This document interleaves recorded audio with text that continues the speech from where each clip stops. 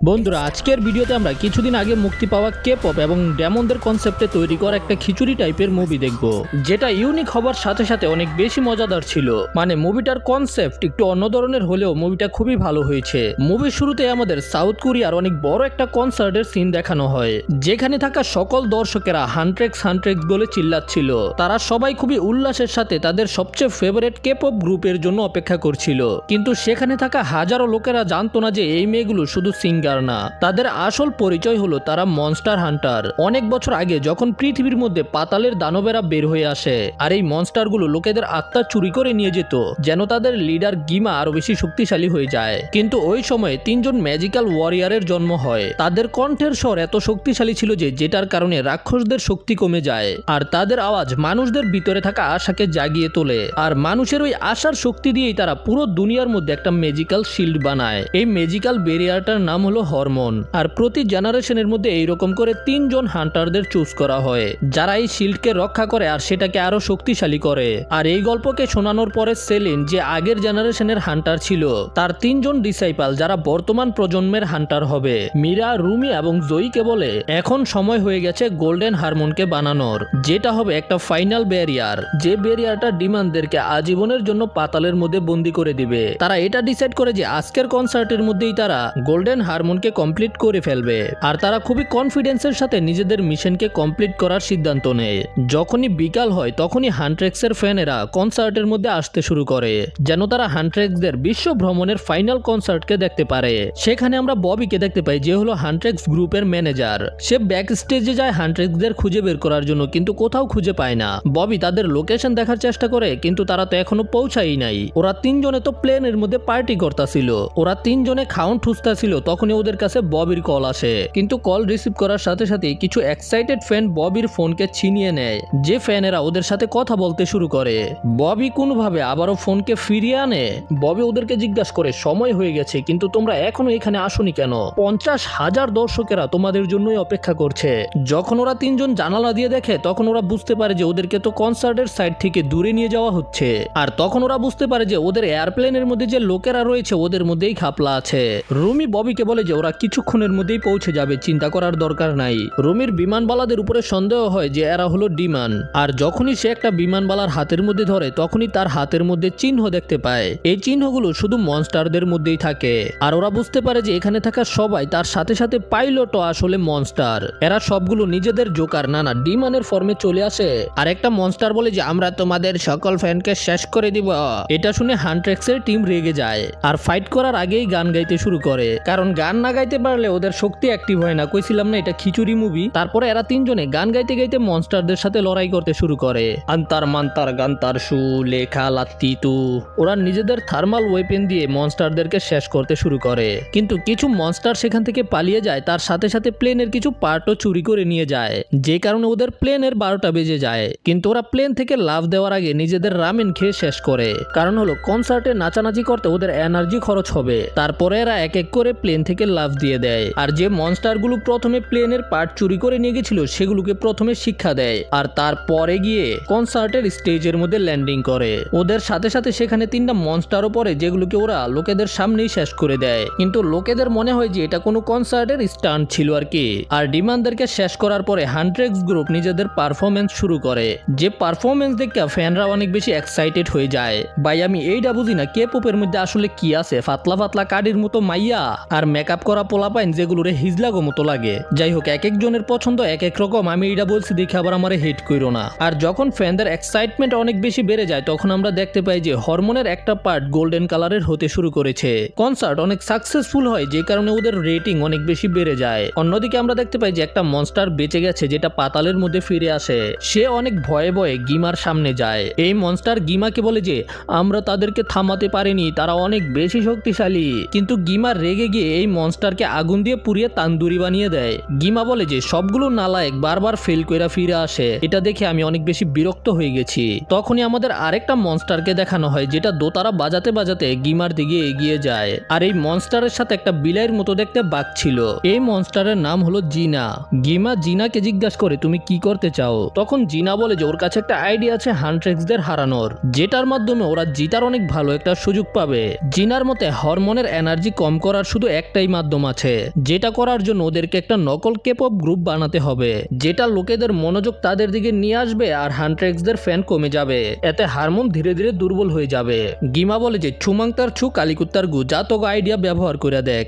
মানে গিমা ওদেরকে পারমিশন দিয়ে দেয় নকল একটা কেপপ ব্র্যান্ড বানানোর। এদিকে হান্ট্রেক্সের গ্রুপ হরমোনের মধ্যে একটা গোল্ডেন পার্টকে দেখে আরো বেশি উৎসাহী হয়ে ওঠে আর তারা সেখানে সবাইকে বিদায় জানিয়ে তাদের বিল্ডিং এর দিকে যেতে শুরু করে। কনসার্ট শেষ করে জয়ী এবং মীরা অনেকগুলো খাবার নিয়ে আসে রিল্যাক্স করে খাওয়ার জন্য, কিন্তু রুমি ওদেরকে না জানিয়ে নতুন অ্যালবামকে রিলিজ করে দেয় যেন তারা গোল্ডেন হারমোনকে আরো তাড়াতাড়ি কমপ্লিট করতে পারে। তারপরে সে একটা বিশাল বড় আলমারির ভিতরে যায় যেখানে ওদের কস্টিউম রাখা ছিল, আর রুমি নতুন কস্টিউম পরে জয়ী এবং মীরার সামনে চলে আসে, যেটা দেখে ওরা দুজনেও অনেক বেশি অবাক হয়ে যায়। তখনই সেখানে ববি চলে আসে আর ববির কাছ থেকে জয়ী এবং মীরা জানতে পারে রুমি নতুন অ্যালবামকে পাবলিশ করে দিয়েছে, যেটা এখন ভাইরাল হয়ে গেছে। তার মানে হলো যে তাদেরকে কালকে থেকেই নতুন অ্যালবামের জন্য প্রমোশন শুরু করতে হবে, মানে তাদের ব্যস্ততা আরো বেশি বেড়ে যাবে আর কি। কিছুদিন পরে তারা একটা প্রেস কনফারেন্সের মধ্যে ইন্টারভিউ দেয়, যেখানে তারা রিভিল করে যে তাদের পরের কনসার্ট খুব শীঘ্রই হবে, যেখানে তারা তাদের নতুন গানকে পারফরমেন্স করবে।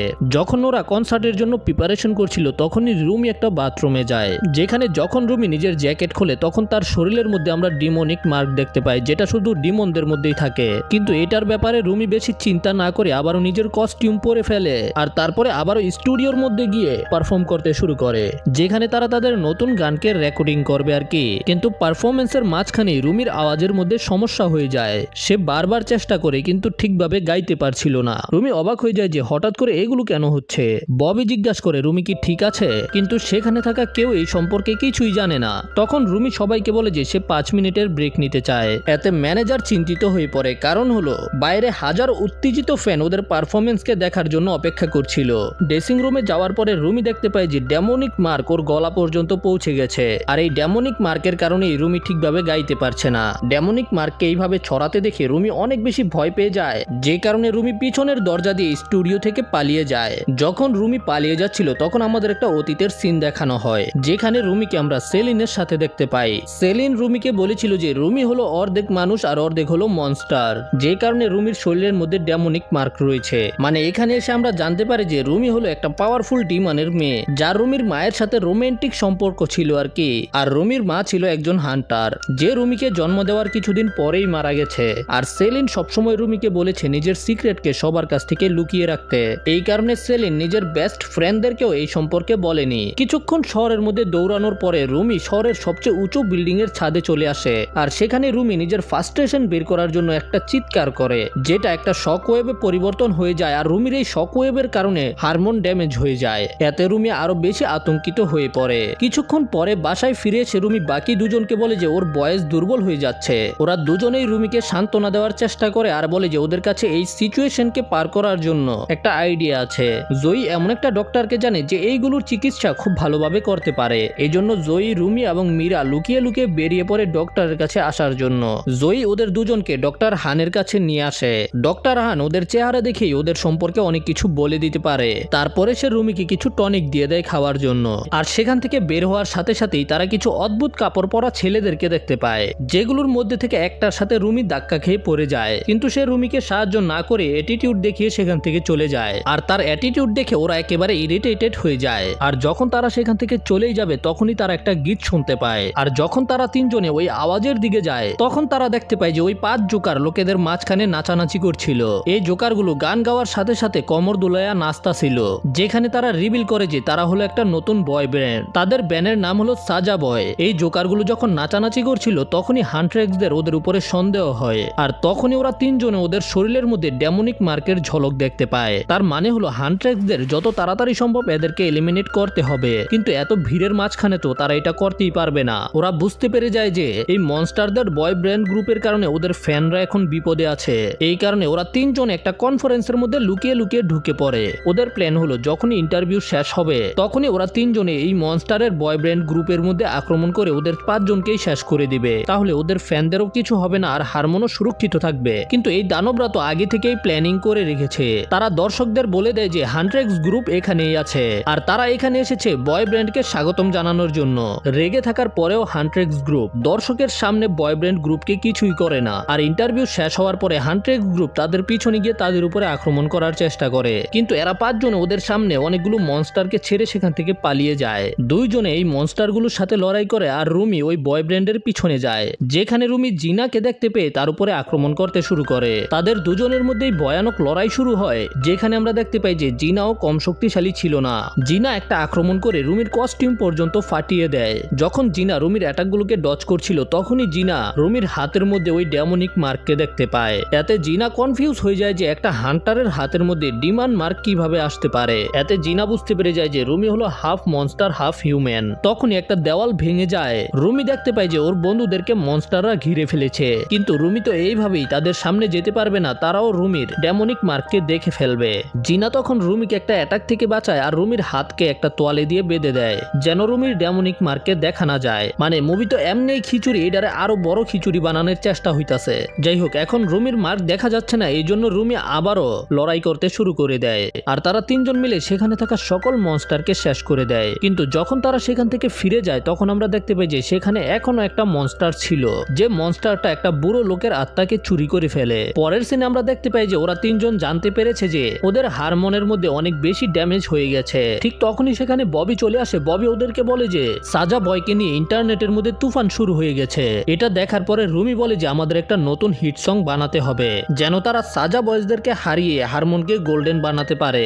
তারপরে রুমি যখন নিজের রুমে ফিরে আসে তখন রুমি বারান্দার মধ্যে একটা আজব দেখতে পাখিকে দেখতে পায়। তখনই সেখানে রুমির সামনে ওই ডেমনিক টাইগার চলে আসে। টাইগার সেখানে একটা ফুলদানিকে ফেলে দেয়, যে কারণে সেখানে অনেক ফানি একটা মোমেন্ট তৈরি হয়। যাই হোক, তারপরে টাইগার নিজের মুখ থেকে একটা ইনভিটেশন বের করে, যেটা সাজা বয়েজদের লিডাররা পাঠিয়েছে, যে সে রুমির সাথে দেখা করতে যায়। তারপর টাইগার সেখান থেকে টেলিপোর্ট হয়ে যেতে শুরু করে আর রুমিও টাইগারের পিছনে পিছনে যায়। সেখানে পৌঁছানোর পরে রুমি দেখতে পায় যে চালের উপরেই জিনু দাঁড়িয়ে আছে, এই জন্য রুমি তার উপরে আক্রমণ করে দেয়। কিন্তু পরে বুঝতে পারে যে এটা তো একটা পুতুল ছিল। তারপরে সেখানে আসল জিনু আসে, যাকে দেখার সাথে সাথে আবারও রুমি তার উপরে আক্রমণ করে দেয়। তখন জিনু তাকে থামায় যে আমি শুধু কথা বলতে চাই। জিনু বলে আমি চাইলে তোমার বন্ধুদেরকে এই কথাটা বলতে পারতাম, কিন্তু আমি কিন্তু বলি নাই, এই জন্য তোমার আমাকে বিশ্বাস করতে হবে।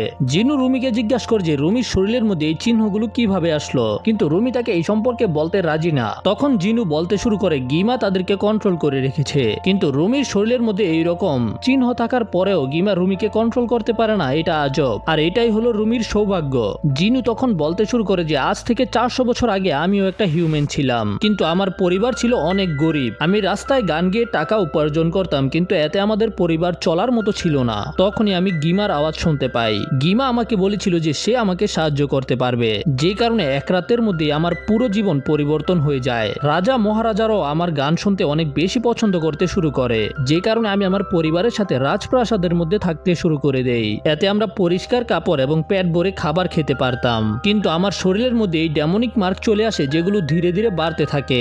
এতে গিমা আমার উপরে সম্পূর্ণ কন্ট্রোল পেয়ে যায়। এতে আমি সারা জীবনের জন্য গিমার গোলাম হয়ে যাই, যে কারণে আমার পরিবার আবারও রাস্তায় চলে আসে আর আমাকে ছাড়া তাদের অবস্থা আরো বেশি খারাপ হয়ে যায়। আর তখন থেকে আমি আমার মাথার মধ্যে তাদের চিৎকার এবং কান্না করার শব্দ শুনতে পাই। গিমা রুমিকে বলে যে তুমিও কখনো তোমার এই ডেমনের চিহ্ন থেকে পালাতে পারবে না। কিন্তু এটা শুনে রুমি রেগে গিয়ে জিনার উপরে আক্রমণ করে দেয়, কিন্তু জিনা সেখান থেকে পালিয়ে যায়। এতে রুমি অনেক ইরিটেটেড ছিল, কিন্তু তারপরেও তারা তাদের পরের গানকে বানানোর কাজ করতে থাকে। এর মধ্যে আবারও একদিন জিনা টাইগারকে পাঠায় রুমিকে ইনভিটেশন দেওয়ার জন্য। ঠিক তখনই সেখানে মীরা চলে আসে, আর টাইগার তখন একটা বাস্কেটকে সোজা করার চেষ্টা করছিল, যে কারণে রুমিকে অনেক কষ্ট করতে হয় টাইগারকে লুকিয়ে রাখার জন্য। যাই হোক, মীরার মনে হচ্ছিল যে রুমি তাদের কাছ থেকে কিছু লুকাচ্ছে, এই কারণেই সে এখানে এসেছিল। যাই হোক, তারপরে রুমি টাইগারকে একটা ইনভিটেশন দিয়ে দেয় যে সেও জিনুর সাথে দেখা করতে চায়। তারপরে যখন রুমি জিনার সাথে দেখা করে, রুমি বলে যে সে তাকে গিমার গোলামি থেকে মুক্ত করার রাস্তা পেয়ে গেছে।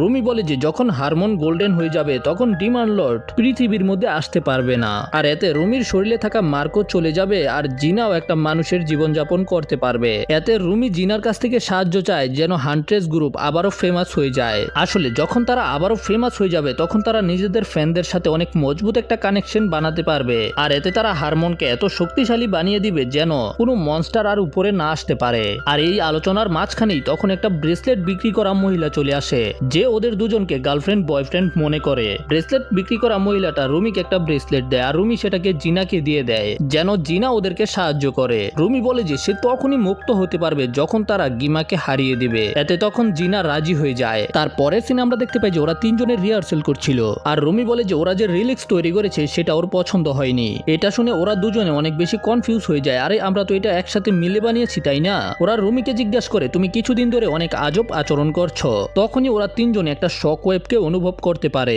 এই জন্য ওরা তাড়াতাড়ি সেখান থেকে চলে আসে, যেখানে আমরা ওদেরকে একটা ট্রেনের ছাদের মধ্যে দেখতে পাই মনস্টারদের সাথে লড়াই করতে, যেখানে হাজার হাজার মনস্টার বেরিয়ে আসছিল। আর এরা তিনজনের রেগে ওই মনস্টারগুলোর উপরে ঝাঁপিয়ে পড়ে আর তারা তাদের নতুন গানকে গাইতে গাইতে মনস্টারদের সাথে লড়াই করতে থাকে। এই ডিমানদের সাথে লড়াই করে তাদেরকে তো হারিয়ে দেয়, কিন্তু অনেক বেশি দেরি হয়ে যায়। যখন তারা ট্রেনের ভিতরে আসে দেখতে পায় যে সেখানে থাকা সকল মানুষ গায়েব ছিল। তার মানে হলো যে মনস্টাররা সব মানুষদেরকে নিয়ে গেছে। তার পরের সিনে রুমি আবারও জিনার সাথে দেখা করতে যায় আর তাদের আলোচনা থেকে জানতে পারে যে জিনার সাথে কথা বলে তখন রুমির গলা ঠিক হতে থাকে।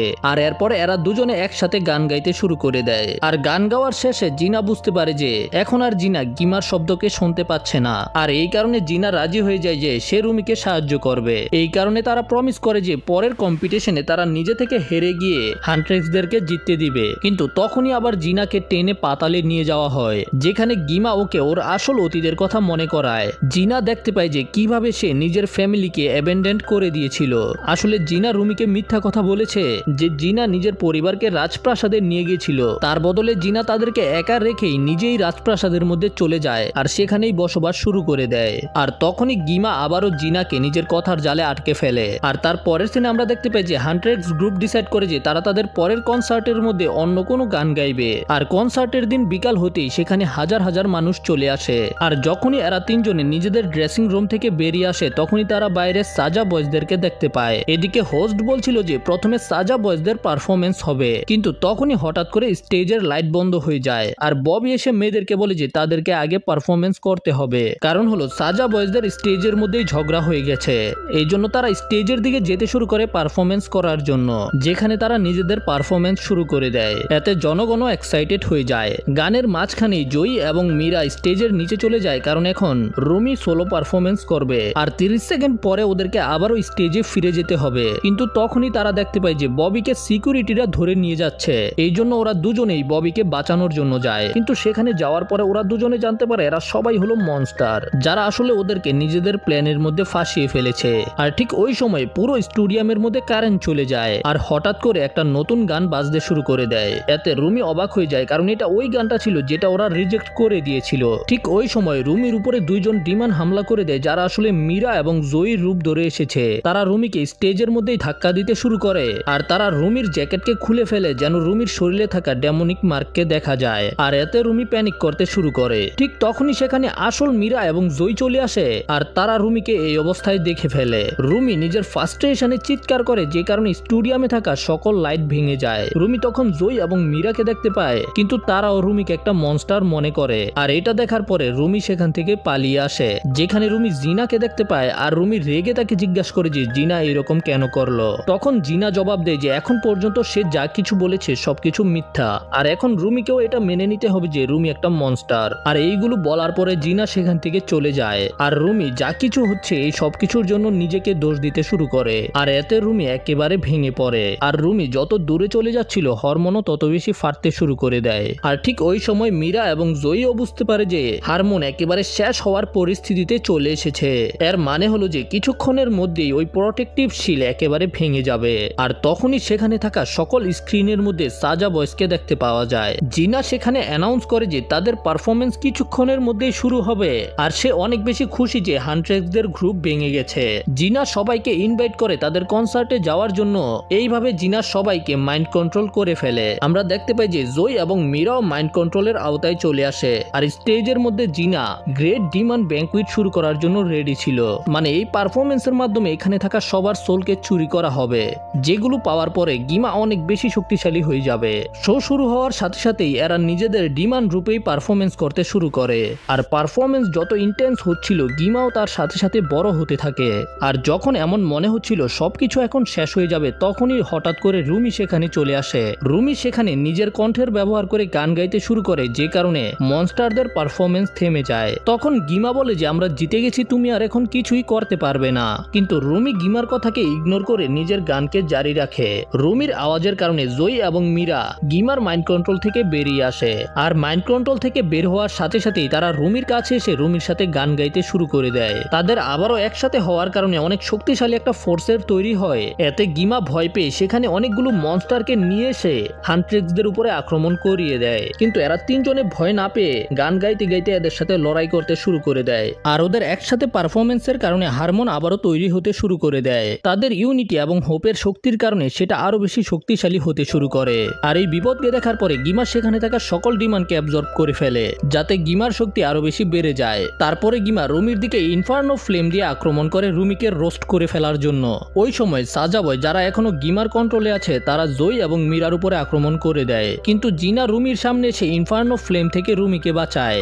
জিনা রুমিকে বলে যে আমার সকল ভুলের জন্য আমাকে ক্ষমা করে দিও। আর ইনফার্নো ফ্লেমের কারণে জিনুর শরীর ধ্বংস হতে শুরু করে দেয়। রুমি বুঝতে পারছিল না যে রুমি এখন কি করবে। রুমি তো শুধু সবাইকে মুক্ত করতে চেয়েছিল।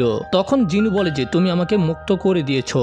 আর এরপরেই জিনু ধ্বংস হয়ে যায়, কিন্তু জিনুর যে হোপ ছিল সেটার শক্তির কারণে আর দর্শকদের হোপের শক্তি মিলে রুমির তলোয়ার আরো বেশি বড় হয়ে যায়। আর গান গাইতে গাইতে অ্যাটাক করে রুমি গিমাকে শেষ করে দেয়। আর তারপরে তারা নিজেদের শক্তির ব্যবহার করে পৃথিবীর উপরে আরো একটা হরমোন বানিয়ে ফেলে। এতে সবকিছু আগের মতো হয়ে যায় আর হান্ট্রেক্সরা আবারও ফেমাস হয়ে যায়। তারপরে সিনে আমরা দেখতে পাই যে তারা তিন বান্ধবী একসাথে মিলে বাথ হাউসের মধ্যে রিল্যাক্স করছে। আসলে রুমি আগে এখানে আসতে চাইতো না, কারণ বাকিরা রুমির ডেমনিক মার্ক দেখে ফেলবে, কিন্তু এখন আর রুমির সেটা নিয়ে কোনো প্রবলেম নেই। আর একেবারে শেষ সিনে আমরা জিনুর ওই টাইগার এবং পোষা পাখিকে দেখতে পাই। এর সাথেই মুভিটা এখানে শেষ হয়ে যায়। যাই হোক, মুভি দেখে তোমরা শুধু কাহিনীটাকে বুঝতে পারবে, কিন্তু সবকিছুকে ফিল করা অনেক বেশি কঠিন। এই জন্য আমি তোমাদেরকে বলবো যে তোমরা পারলে মুভিটাকে দেখে ফেলবে। যাই হোক, মুভিটা কেমন লেগেছে সেটা কমেন্টে জানাতে ভুলবে না। আর ভালো লাগলে লাইক করবে, চ্যানেলে নতুন হলে সাবস্ক্রাইব করবে। দেখা হবে পরের ভিডিওতে। সে পর্যন্ত টাটা, বাই বাই।